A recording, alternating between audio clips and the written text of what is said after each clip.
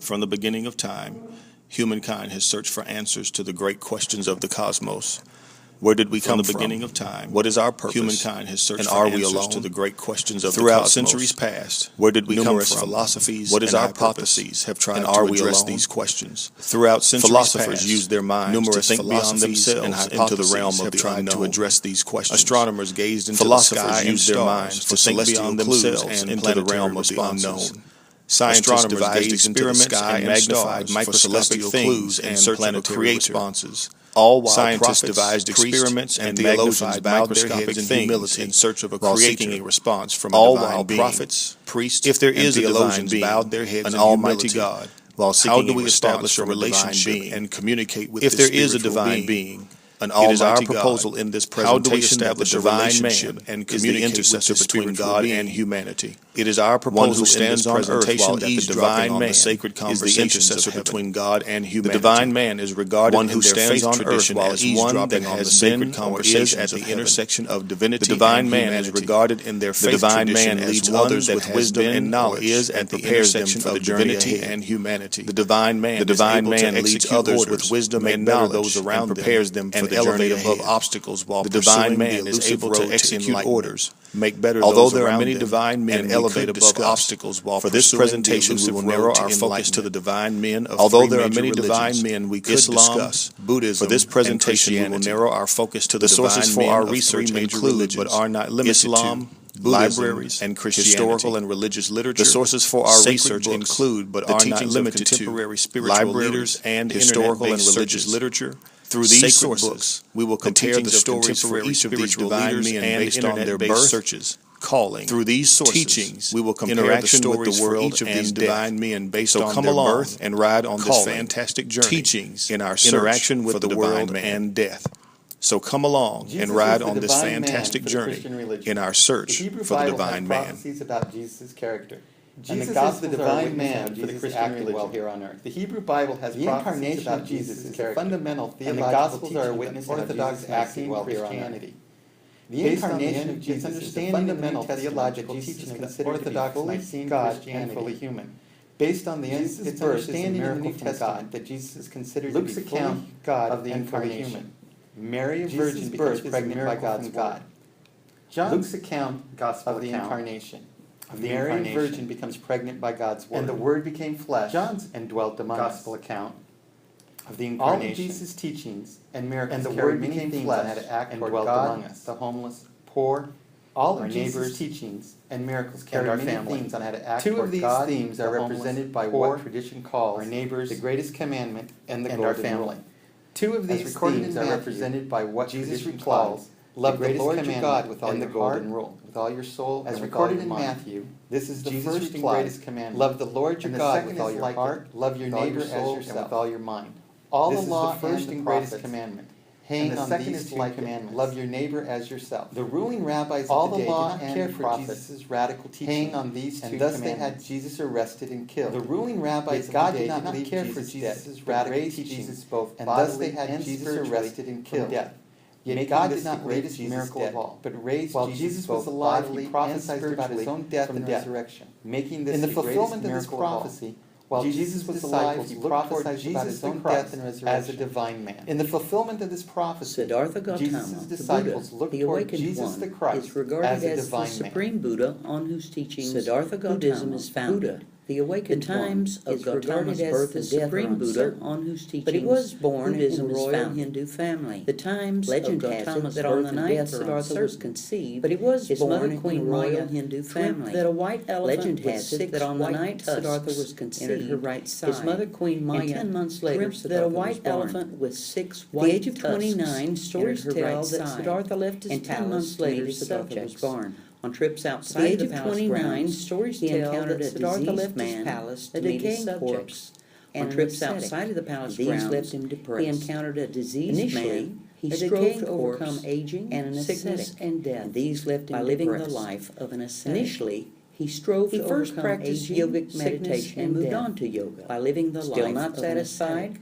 He moved on again. He first practiced yogic meditation and moved on to tried to find enlightenment. Still not satisfied, and he moved on again and with a group of 5 companions. After nearly starving himself to death, eating only a leaf or nut per day, he collapsed in a river while bathing and almost himself to death, eating only a leaf or nut per day. Gautama discovered what Buddhists call the middle way.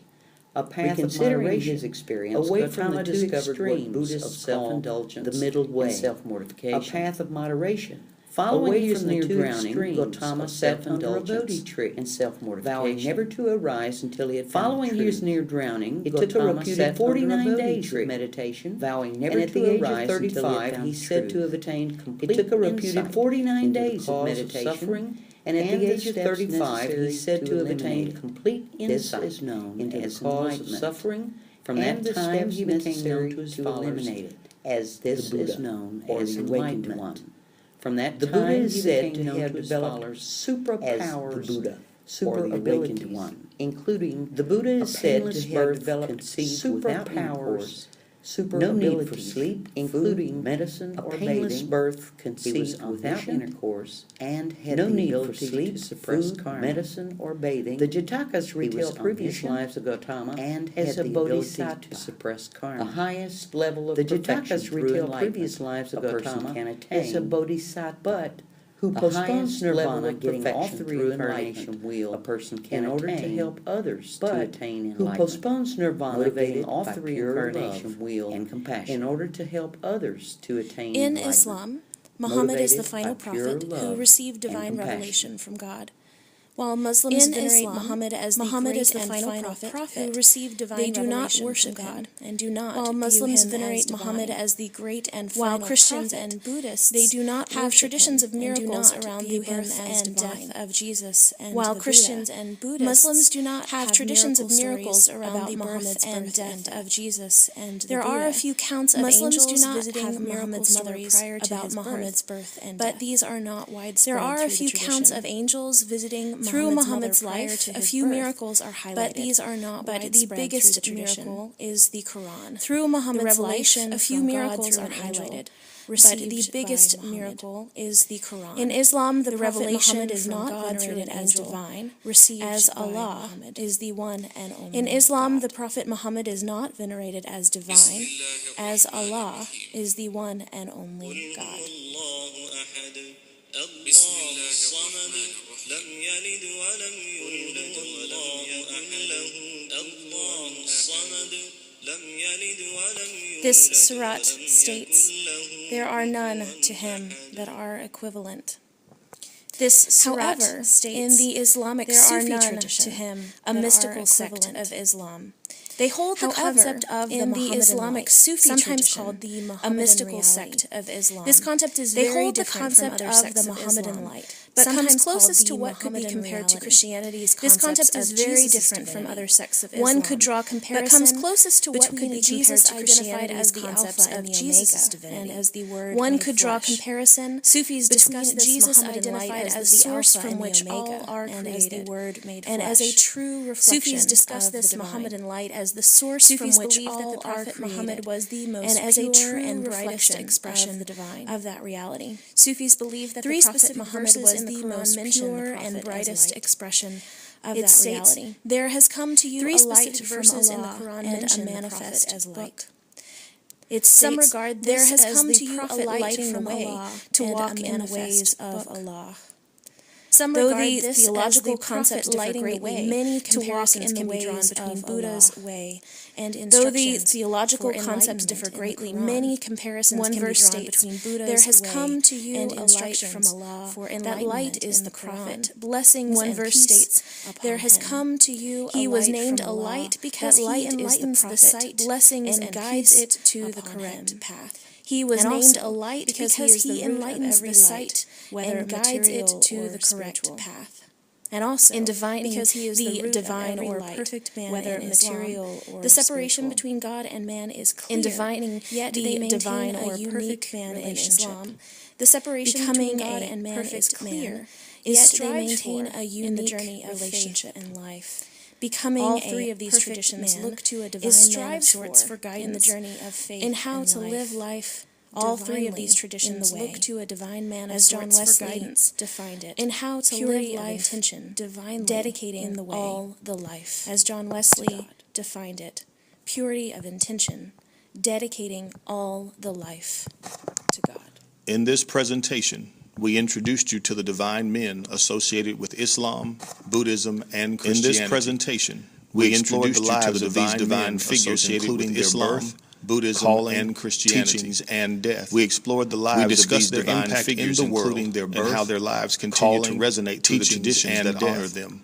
We discussed these divine men are remembered and how their lives continue to resonate through the traditions that honor them. The question arises, although these divine men are remembered in our world and remain a focus in 2013, our group suggests there are. The question arises whether there is a divine person in our world, individuals that exhibit extraordinary lives in the midst of a changing and corrupting in contemporary times. We think of leaders like Mother Teresa that exhibit extraordinary lives in the midst of a changing and corrupted culture. And Martin Luther King Jr. We think of leaders like individuals that lived out their beliefs and remained faithful to their convictions and religious traditions in a world individuals that lived out their beliefs, and we believe the world is always searching for a divine person in a world able to stand in the gap for humanity. We believe the world is always searching for a divine person in 2013 able to stand in the gap for humanity. If you look hard enough, there may be a divine man even in our presence right now, in 2013. Do you know him? If you look hard enough, he is that special person that lives daily in our presence of his calling and effectively walks along the tightrope between humanity and divinity. That lives daily in the abundance of his calling and effectively walks along the tightrope between his wisdom and divinity, so others might live a fulfilled life. He is that special person that readily gives of his wisdom and knowledge, so others might live a fulfilled life. Is it possible decide that the divine person we seek is right here in our midst at Austin Seminary? You must decide.